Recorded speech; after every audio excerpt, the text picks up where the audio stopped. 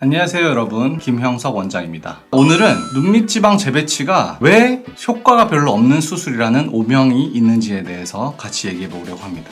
첫 번째, 눈밑지방 재배치를 정말 효과가 있는 사람에서 시행을 해야 하는데 효과가 별로 없을 수도 있는 사람에게서 시행을 했을 때 그 효과가 아쉬울 수 있다. 예를 들면 눈밑에 지방이 불룩하게 재배치할 것들이 많은 경우에는 의사들이 딱 그 눈을 보고 눈밑지방 재배치 해드리면 너무 효과 좋겠다 라고 욕심이 날 정도로 효과가 좋아 보이는 분들이 있습니다. 이런 분들 같은 경우는 눈밑지방 재배치로 불룩함을 해결하고 눈물 고랑을 해결했을 때 효과가 너무 좋기 때문에 효과가 없을 걸 걱정할 필요는 없습니다. 그런데 오히려 지방이 부족해서 꺼짐이 심하다거나 눈물 고랑 자체가 지방의 불룩함보다는 고랑에 의해서만 깊게 패여있는 경우에는 재배치할 지방이 없고 패여있는 부분을 아래쪽을 채워줄 재료가 없는 상태에서는 아무리 눈밑지방 재배치를 해도 효과가 별로 없을 수 있는 것입니다. 그래서 엄선된 환자에서 적절한 방법을 통해서 수술하는 것이 필요하다. 두 번째, 수술 과정이 적절하게 이루어지지 않는 경우가 있다. 예를 들면 눈물고랑 인대를 충분히 터주지 않고 지방 자체를 충분히 끼워 넣어주지 않고 수술한다거나 재배치한 지방이 말려 올라가면서 재발할 수 있는 방법의 수술을 한다거나 지방이 너무 많아서 재배치하고도 불룩함이 남을 수 있을 때는 추가 지방 제거 같은 것들을 해줘야 되는 경우가 있는데 그렇게 하지 않는다거나 하는 경우가